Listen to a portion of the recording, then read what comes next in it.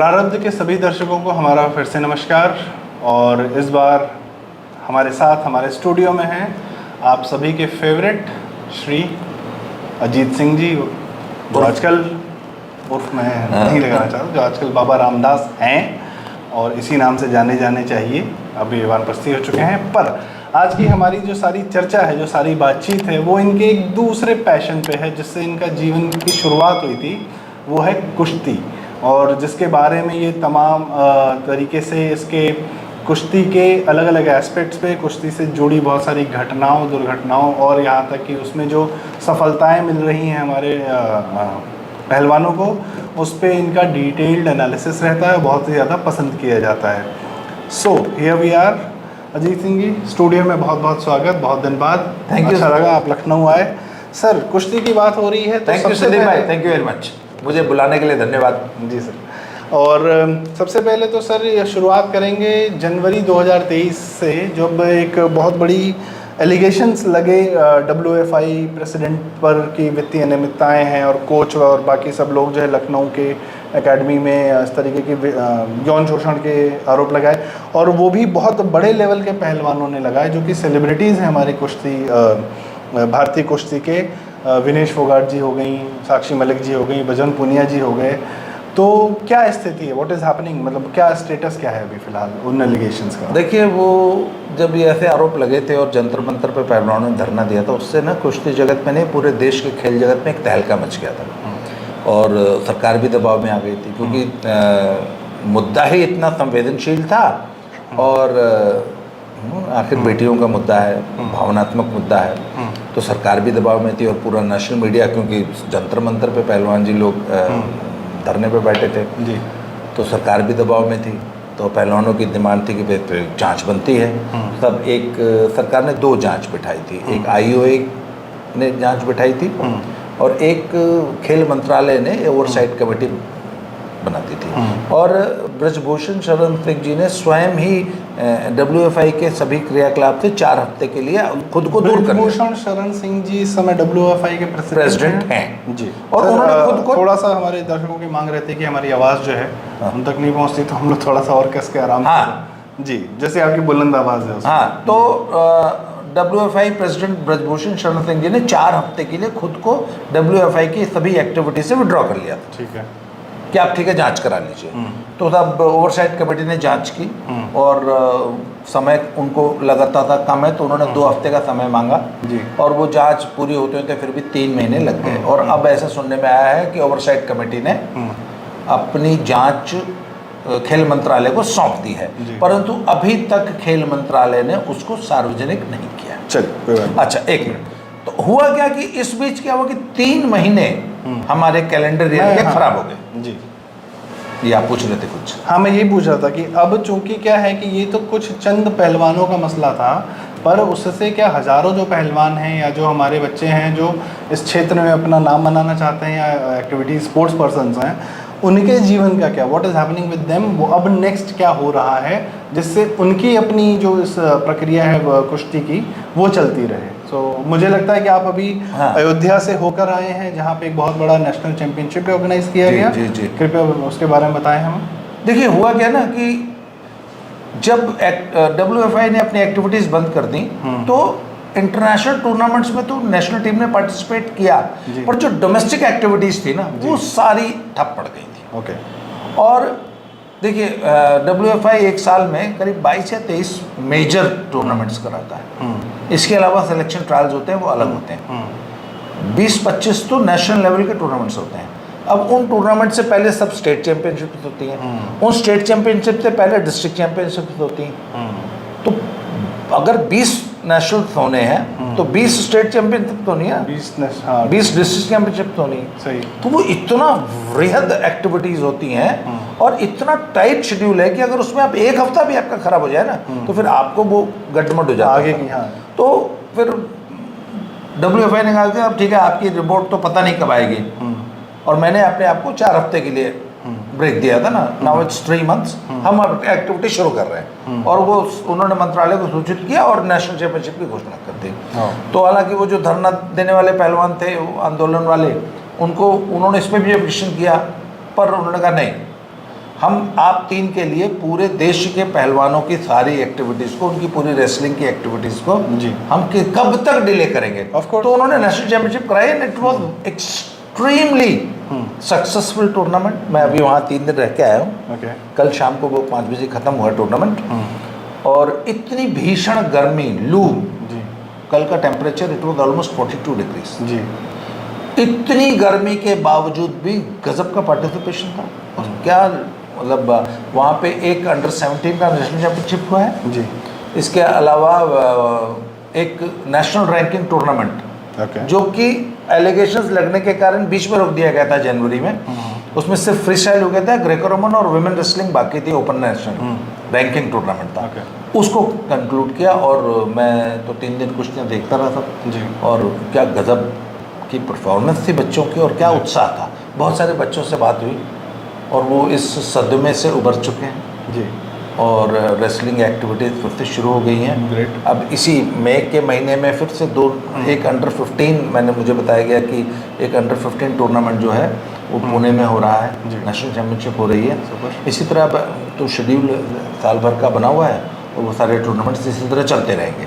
तो सर मैं जैसे जब आपसे पिछली बार बात हुई तो आपने कहा कि अयोध्या में नेशनल चैंपियनशिप हो रही है और ये मेरे लिए खुद के लिए एक सरप्राइजिंग बात थी। मैं लखनऊ में रहता हूँ, अयोध्या अक्सर आता जाता रहता हूँ और मुझे ये पता ही नहीं था कि वहाँ पर एक इस लेवल का ट्रेनिंग एकेडमी जो है ऑलरेडी है।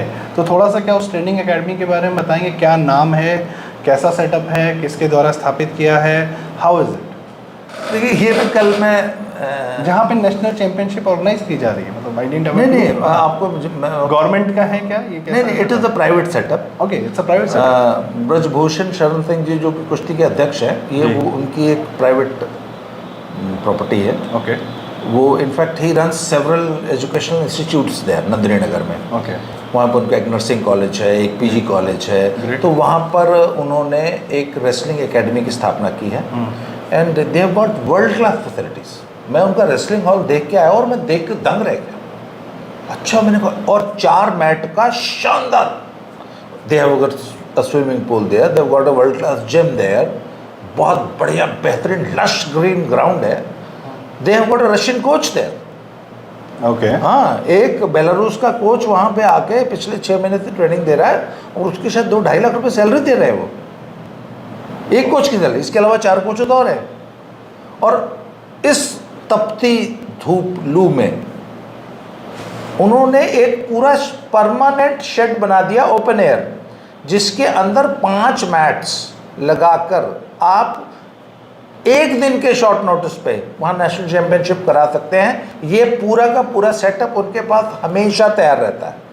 कितने लोग वहाँ पर एक साथ एक जगह एक समय में जो है ये चैंपियनशिप में पार्ट ले सकते हैं, या वहाँ पे वहाँ जो रेगुलर एक्टिविटीज़ आप जैसा बता रहे हैं ट्रेनिंग होती है जी, तो मैक्सिमम कितने लोगों के लिए है ये ट्रेनिंग? देखिए कोई भी नेशनल चैंपियनशिप होती है जी तो लगभग 1000 तो पार्टिसिपेंट्स होते हैं और 1000 तो पार्टिसिपेंट्स होते हैं और उन पार्टिसिपेंट्स के साथ ऑन एन एवरेज एक पेरेंट गार्जियन या पार्टनर होता है, ये कोच या कुछ भी 2 लोग मान के चलें। टीम्स आती हैं, टीम्स के साथ ऑफिशियल्स आते हैं, उसके बाद टेक्निकल ऑफिशियल्स आते हैं, फेडरेशन के ऑफिशियल्स आते हैं। तो एट अ टाइम जब नंदिनी नगर में कोई नेशनल चैंपियनशिप हो रही होती तो 3 से लेके 5000 लोग नंदिनी नगर में मौजूद रहते हैं, उसी कैंपस में रुकते हैं, उसी कैंपस में खाना खाते हैं। और ये कोई पहली बार नेशनल चैंपियनशिप नंदिनी नगर में नहीं हुई है। जब ये नेशनल चैंपियनशिप डिक्लेयर हुई तो विनेश फोगाट जी ने और बजरंग पुनिया जी ने इसका ऑब्जेक्शन लिया कि वहाँ पे क्यों हो रही है। अरे भैया, इंडिया में सिर्फ एक फैसिलिटी है जहाँ पे आप 3 दिन के नोटिस पर नेशनल चैंपियनशिप करा सकते हैं।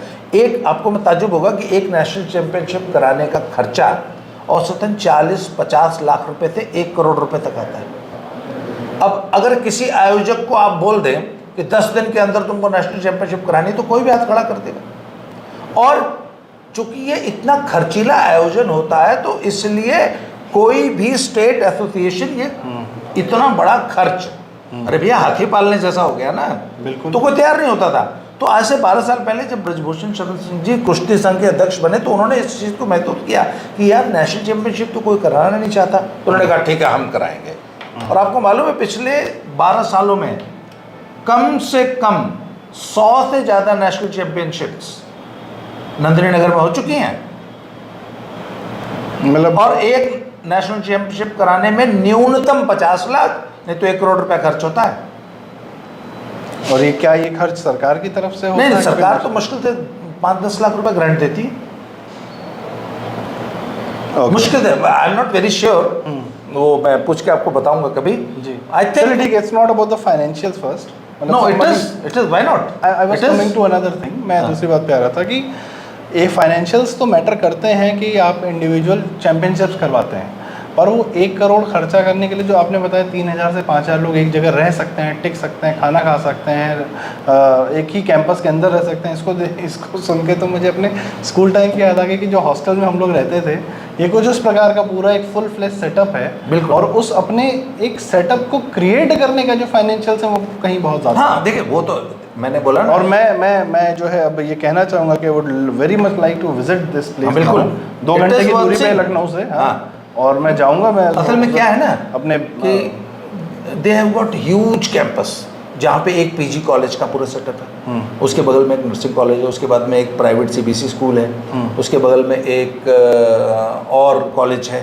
तो ये 4-5 कॉलेज कॉम्प्लेक्स हैं। उसके बाद फिर रेसलिंग एकेडमी है जी। तो क्या होता है कि मान लीजिए 2 दिन तक टूर्नामेंट हो रहा है, 3 दिन, तो भाई उसमें एक सैटरडे संडे कोई बीच में आ जाता है। तो रूम्स खाली करा लिए, हॉस्टल खाली करा लिए, उनमें बच्चों की रहने की व्यवस्था हो जाती है, टॉयलेट्स बाथरूम बने हुए हैं, और नेताजी जो है वो मतलब फुल फ्लेज एक प्रॉपर सेटअप है जो साल भर भी इस्तेमाल हो सकता है, और which is self-sufficient and sustainable। Wonderful, great.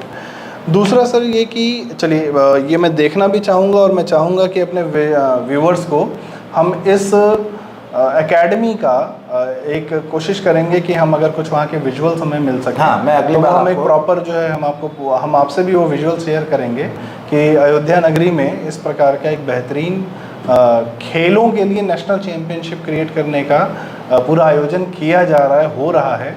और शायद बहुत लोगों को इसके बारे में जानकारी नहीं है, पर अब है तो अच्छी बात है। That's a good thing, one should visit that place. अपने बच्चों को भी लेके जाइए, थोड़ा सा उनको नहीं, भी। मैं उसमें एक बात ऐड करना चाहता हूँ। प्लीज़। अभी पीछे क्या हुआ कि जब ये पहलवानों ने ब्रजभूषण शरण सिंह जी पे आरोप लगाए ना, तो मीडिया ने बहुत ही गंदा रोल प्ले किया, और वो there was a lot of negative publicity about Brijbhushan Sharan Singh.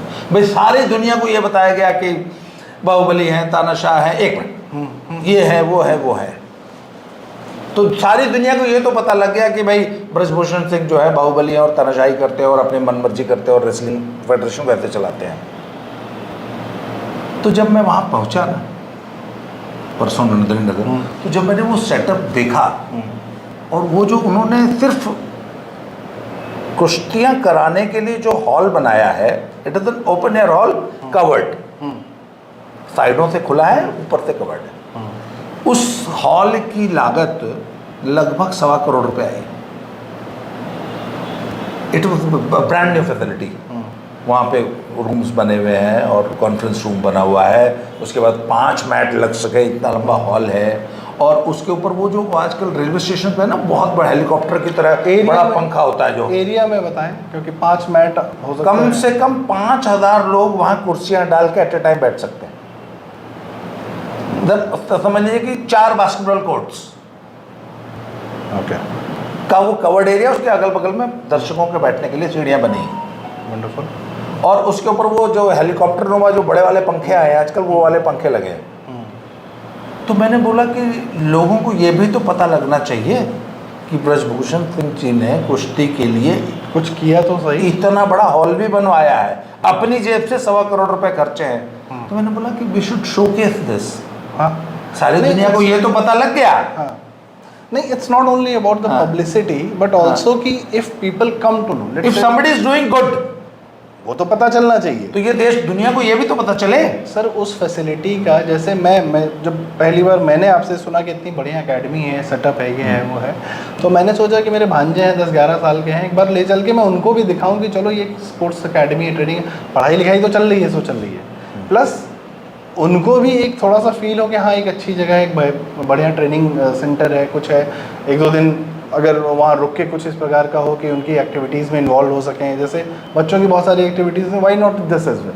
तो पहला मेरा थॉट यही आया। तो अगर लोग जानते हैं कि इस प्रकार की कुछ फैसिलिटी है आसपास में, तो लोग प्रोडक्टिवली भी उसका इस्तेमाल करने की कोशिश या उसको जानने समझने की भी कोशिश करेंगे। It's good for the people as well. तो मैं ये भी एक है, और जिसने किया है, जिसने अच्छा काम किया, जाहिर सी बात उसको पता तो होना चाहिए। दूसरा, आपने मीडिया की बात की, तो सर मीडिया का एक ही काम है इस वक्त कि किसी प्रकार ये इनके इन प्रकार है नेगेटिव चीज़ दिखाना। नहीं सर, नेगेटिव तो ठीक है, नेगेटिव में क्या दिखाना है, कौन सा नेगेटिव नहीं दिखाना है, कौन सा नेगेटिव दिखाना है।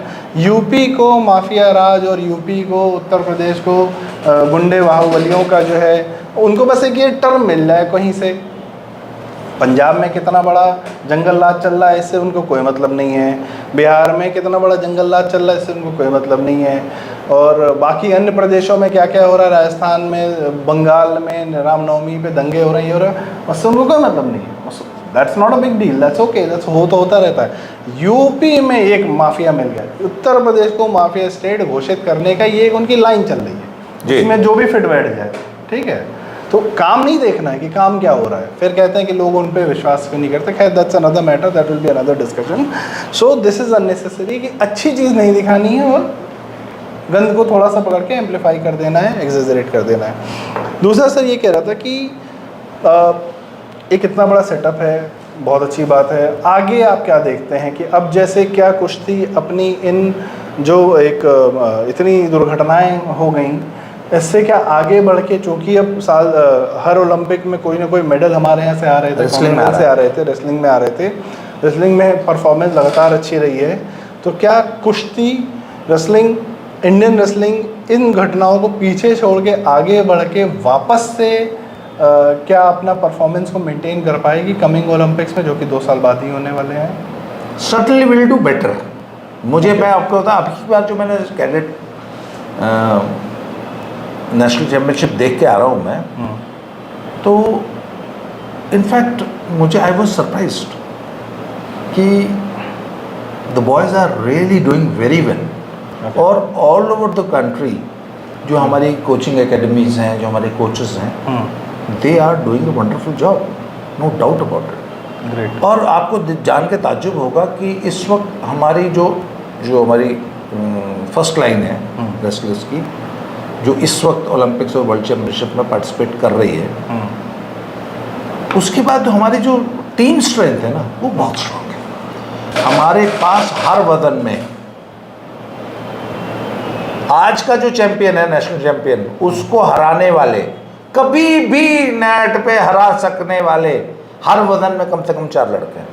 जैसे फॉर एग्जांपल आज बजरंग पुनिया है, वो भाई अपने वजन के बेताज बादशाह हैं, पर आज उनकी बादशाहत को चैलेंज करने वाले उनके वजन में कम से कम 4 लड़के हैं जो उनको कभी भी पटखनी दे देंगे। मैं सिर्फ उनकी बात नहीं कर रहा हूँ, I am just I don't want to be specific. हर वजन में आज जो नेशनल चैंपियन है, वो अगले दिन आप कुश्ती करा लीजिए, वो जीत जाएगा, उसकी गारंटी नहीं है। This goes for both men and women category, every category. Number 1। Number 2, देखिए कुश्ती को ना, जो कुश्ती की जो इमेज है, उसको पिछले कुछ सालों में कुछ ऐसी घटनाएं हुई हैं जिससे पब्लिक में इमेज को बहुत धक्का पहुंचा है।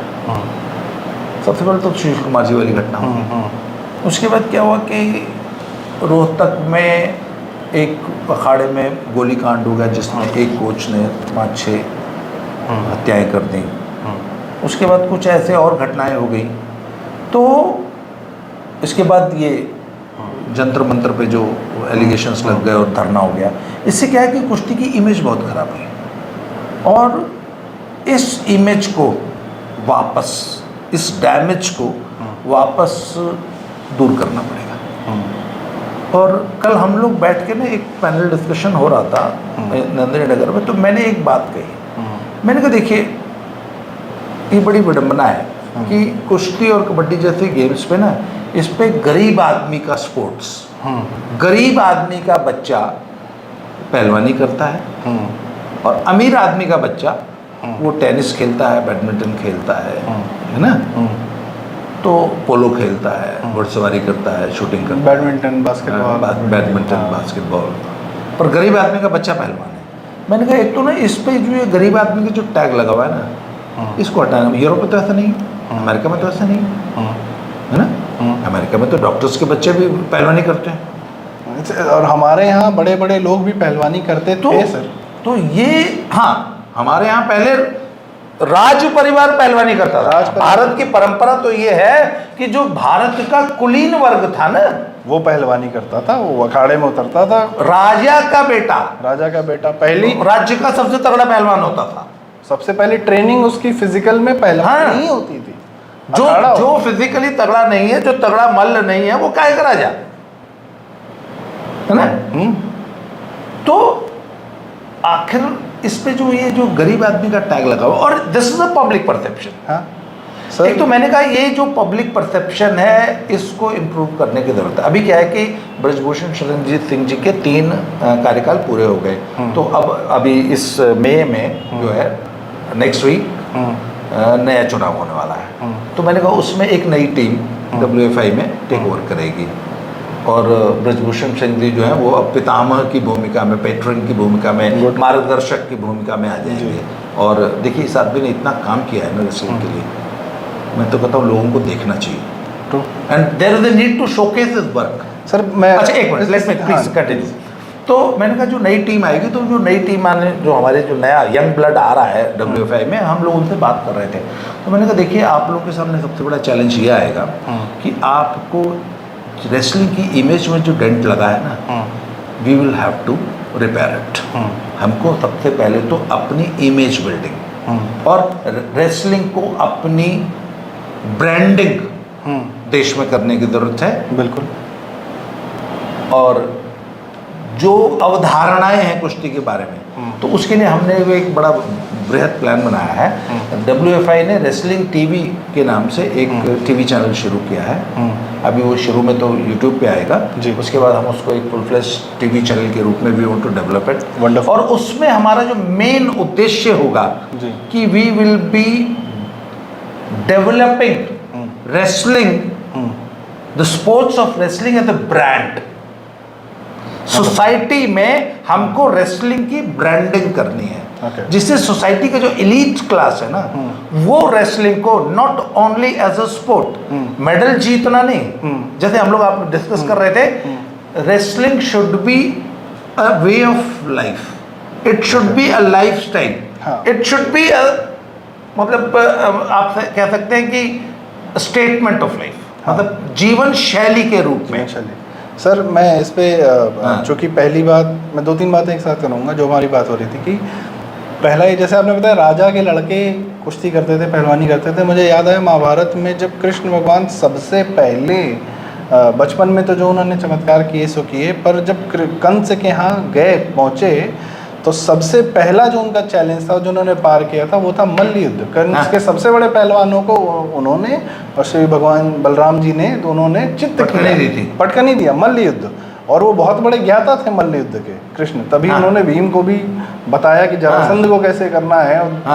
मल्ल युद्ध वॉज 1-on-1 का सबसे बड़ा कि भैया, इसीलिए भीम सबसे बड़े योद्धा माने गए ना, सबसे बड़े योद्धा। और नहीं, मैं कह रहा हूँ भगवान श्री कृष्ण भी स्वयं सब पारंगत थे। जी स्वयं लड़ा उन्होंने, कंस के पहलवानों को उन्होंने सुदर्शन चक्र मार के, या खैर तब तक तो नहीं मिला था उनको, या किसी चमत्कार से नहीं मारा, मल्ल युद्ध में मारा, मल्ल युद्ध में प्राप्त किया, फुल फिजिकल फोर्स से मारा। खैर, तो इट मीन्स कि इट वॉज अ वेरी क्या बोलते हैं, aspirational way of life. It was inculcated, it was part of their life. दूसरा जो आप, it was the integral part of basic training. Okay, जो अब मैं उसमें आ रहा हूँ, जैसे कि बात फिटनेस की आती है आज के डेट में, तो फिटनेस के नाम पे लोग क्या करते हैं, सबसे पहले अच्छा किसी को फिट होने का अगर शौक चल रहा है जीवन में कभी, तो एक आदमी क्या करता है, या जो लोग फिटनेस के प्रति थोड़े से वो भी होते हैं, फिटनेस फ्रीक्स होते हैं, या नॉट फ्रीक्स बट फिटनेस के प्रति थोड़े से समर्पित होते हैं, कॉन्शियस होते हैं, कमिटेड होते हैं, तो वो लोग सबसे पहले जिम जाना शुरू करते हैं, या रनिंग शुरू करते हैं, साइकिलिंग शुरू करते हैं। कोई थोड़ा आगे बढ़ गया तो उसमें किक बॉक्सिंग और बॉक्सिंग या इस तरीके की चीज़ें, एक्टिविटीज़ में, या फिर जुम्बा या योगा या इस तरीके का पर मुझे लगता है कि रेसलिंग अपने आप में फिटनेस का बहुत बड़ा प्रतीक हो सकती है, बहुत बड़ा प्रोसेस हो सकता है, और इसको करने के लिए कोई बहुत बड़े सेटअप्स या इंफ्रास्ट्रक्चर या उसकी भी ज़रूरत भी नहीं है। आप अगर रेसलिंग के बेसिक टेक्निक्स अपने डेली लाइफ में डेली कर लीजिए, या किसी मुझे लगता है जिम में लोगों को या स्कूलों में it should become a part कि wrestling it should be part of curriculum it should be भैया। फिटनेस का इससे प्रोडक्टिव तरीका, इससे नेचुरल तरीका। बाकी सारी चीज़ों में क्या होता है कि बहुत सारे अननेचुरल प्रोसेसेस घुस जाते हैं, या एक सिंगल मसल पे काम हो रहा है, कंपोजिट एक्सरसाइज नहीं होती, बिकॉज रेसलिंग और being in a fight it itself demands a lot from the body. तो बॉडी को उतना पूरा रेडी होना चाहिए कि आप अगर 2 मिनट 3 मिनट किसी से जस्ट वन ऑन वन अगर कर रहे हैं, तो ये body should have that stamina. पसीना निकल जाता है सर, पसीना नहीं सर, 3 मिनट में इतनी लंबी जीभ निकल जाती है। तो सबसे ज़्यादा स्टेमिना का अगर कोई आपकी बॉडी को दे सकता है, तो I think that's complete fitness, yes, and that is the fitness that is required. तो strength and stamina and everything all together, और I think that's the best way to go for क्या बोलते हैं, to have a life, मतलब fitness. Wrestling is one of the best thing I guess one should have. दूसरा sir ये बात थी, और अब रेसलिंग टीवी के बारे में एक लाइन और ऐड मैं उसी में आ रहा तो हम लोग विजन क्या है, और रेसलिंग टीवी का विजन ये है कि हमें रेसलिंग को घर घर पहुंचाना है। तो रेसलिंग के बारे में जागरूकता, आम जनता कुश्ती क्या है इसको जाने, और सबसे पहले तो जो इमेज का जो डैमेज हुआ है उसको रिपेयर करना, रेसलिंग की इमेज को वापस ठीक करना, और रेसलिंग के बारे में आम दर्शक को बताना। मुझे लगता है कि ये भारतीय जनमानस में है कहीं ना कहीं। हाँ, आप जरा सा प्रयास करेंगे वो अडॉप्ट कर लेगा, झट से अडॉप्ट कर लेगा, क्योंकि हमारे यहाँ तो ये अभी भी परंपराएं, अखाड़े, गांव देहात में दंगल वंगल ये सब होता ही रहता है। तो रेसलिंग एज ए स्पोर्ट्स को देश की आम जनता तक पहुंचाना, घर घर के ड्राइंग रूम में कुश्ती को पहुंचाना, नॉट ओनली बाउट्स, भाई हमारे इतने गौरवशाली इतिहास रहा है कुश्ती का, उससे लोगों को परिचित कराना। हमारे इतने एक से एक बड़े अचीवर रेसलर्स रहे हैं, हमारे यहाँ एक से एक शानदार रेसलिंग एकेडमीज चल रही हैं, हमारे एक से एक बड़े डेडिकेटेड कोच हैं, हमारे द्रोणेश्वर बॉडीज हैं, हमारे पास एक से एक डेकोरेटेड पुराने रेसलर्स हैं, ऐसे पुराने भोले बेहतरीन रेसलर्स हैं जिनको कोई जानता तक नहीं है। उनके अचीवमेंट्स को पब्लिक को याद दिलाना, जहाँ आप ये हमारे अर्जुन अवार्डीज को पब्लिक के सामने लेके आना, हमारे द्रोणाचार्य अवार्डीज को पब्लिक के सामने लेके आना। अच्छा, रेसलिंग फेडरेशन आगे फ्यूचर में क्या काम कर रही है उस काम को शोकेस करना। नई एजुकेशन पॉलिसी में, स्पोर्ट्स में, मैं इसमें ये कहूँगा सर जी कि जैसे आपने कहा कि इसको घर घर तक लेके जाना है, तो मुझे ये भी है कि कहाँ से उठाना है, क्योंकि अभी जो एक जनरल परसेप्शन है पब्लिक के मन में कि it is a very state centric sports की, हरियाणा से ही निकलेंगे नहीं तो और कहीं से कुछ होता हुआ दिखता भी नहीं है। या जैसे पंजाब पहले एक समय में स्पोर्ट्स का था, अब तो वहाँ कुछ बहुत खास प्लेयर्स नहीं निकलते हैं। तो ये स्टेट स्पेसिफिक नहीं होना चाहिए ना, मतलब नहीं, पब्लिक के लिए ये आपकी इस नेशनल चैंपियनशिप में चूंकि अंडर 17 बच्चे आए थे, तो मैंने देखा कि तेलंगाना के बच्चों ने बहुत अच्छा परफॉर्म किया, इवन मणिपुर।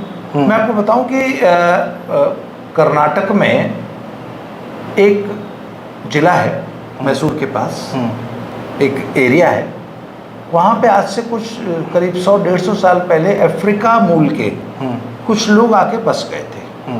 तो वो they are original African people, उनके बालों से, उनके शरीर से तो उनसे हमने बात की, तो वो क्या प्यारी शुद्ध हिंदी बोल रहे और कन्नड़ बोल रहे थे। तो हमने उनसे पूछा कि बेटा आप लोग, तो कहते हम लोग भी वी आर कन्नड़ पीपल, और हमारे फोरफादर्स अफ्रीका से आए थे। और आपको तो मालूम है जी, ये जो रेस है ये कितनी जीवट वाली रेस है, इनके तो डीएनए में ही स्पोर्ट्स है। तो ऐसे उन एरियाज में रेसलिंग का प्रचार प्रसार वंडरफुल। ये हम लोगों ने WFI की कल एक मीटिंग चल रही थी, तो उसमें हम लोगों ने डिस्कस किया कि जैसे नॉर्थ ईस्ट के लोग कितने जीवट वाले और कितने मजबूत होते हैं, वहाँ पे रेसलिंग का प्रचार प्रसार बहुत कम है सर। और हालांकि अब हो रहा है, Manipur girls are doing very well. Like they are doing very well in other sports, weight lifting में तो वो बेताज बादशाह है, पर रेसलिंग का उतना अच्छा स्टैंडर्ड नहीं था। तो अब नई फेडरेशन जो है या जो नई टीम आ रही है, ये इन एरियाज में रेसलिंग को ले जाने के लिए प्रतिबद्ध है, और ब्रजभूषण शरण जी ने इस एरिया में बहुत काम किया है। सर मैं बताऊं, मैं जब कुछ सालों पहले तक हम लोग का जो बेसिक परसेप्शन, मैं एकदम लेमैन की तरह बात कर रहा हूँ, कि बीसीसीआई छोड़ के बाकी जो भारत के कोई भी स्पोर्ट्स फेडरेशन है, they are the den of corruption. वहाँ सर और तो पैसा सब डकार लिया जाता है, होना हवाना कुछ नहीं है, स्पोर्ट्स में कुछ नहीं होना है। बट अब जो हम एक वापस से चेंज देख रहे हैं कि एवरी फेडरेशन, नॉट मतलब I don't know about a lot of federation, but अब आपके माध्यम से रेसलिंग फेडरेशन के बारे में पता चल रहा है कि now people are not they are committed to the sport, जिसके वो अध्यक्ष हैं उस स्पोर्ट्स के प्रति कमिटेड हैं। तो और उस हिसाब से बच्चों में रिजल्ट भी दिख रहा है। जी, अभी आपने एक टर्म किया ना कि बाकी लोग तो सिर्फ पैसा लूटने के लिए फेडरेशन में आ रहे हैं। जी, मैं अपनी आंखों से देख के आ रहा हूँ कि एक आदमी ऐसा है जिसने अपनी जेब का 20-30 करोड़ रुपया उस स्पोर्ट्स फेडरेशन का अध्यक्ष होने के बाद 20-30 करोड़ रुपया अपनी जेब से उस गेम में लगा दिया, और उसके रिजल्ट दिख रहे हैं। और उसके रिजल्ट दिख रहे हैं। कोई ऐसा ओलंपिक नहीं है जिसमें रेसलिंग का मेडल आ रहा हो। तो अपना कर्तव्य मान के आदमी कर रहा है। और देखिए आज की तारीख में हिंदुस्तान में सिर्फ एक स्पोर्ट्स है जहां आप गारंटी ले सकते हैं कि और किसी गेम का मेडल आएगा कि नहीं आएगा, you can not be sure. Wrestling में जरूर आएगा, ये मैं आज गारंटी लेता हूँ। तो ये ब्रजभूषण सिंह जी की जो लीडरशिप रही है ना WFI की, उसका नतीजा है। और आप बता रहे हैं पिछले 12 साल से हो रहा है, और पिछले 12 साल में ही और मुझे I am very much sure कि जो अगली जो टीम आ रही है ना, वो उससे भी ज्यादा डायनेमिक होगी। और we have got such a veteran, मतलब and we have to dominate the world sport, yes of course, in every category, and will do it, wonderful. It starts from individual sports and then it goes to team sports, of course. जी, तो sir बड़ा अच्छा लगा आपसे इस बारे में बात करके, जानकारी लेकर। और मैं और आप बिल्कुल हम चाहेंगे कि एक बार नंदिनी नगर चलें, देखें, समझें हो क्या रहा है आसपास, थोड़ा इन कॉन्कॉक्टेड कैपिटल सिटीज से बाहर निकलें, बाकी के भारत को भी देखें हो क्या रहा है, समझें, जानें। और ये सबके लिए ज़रूरी है। घूमने के लिए सिर्फ पहाड़ और समंदर नहीं है, हमारी नदियाँ भी हैं, सरयू किनारे जाइए, देखिए, समझिए, बहुत अच्छे सुंदर समय व्यतीत करिए।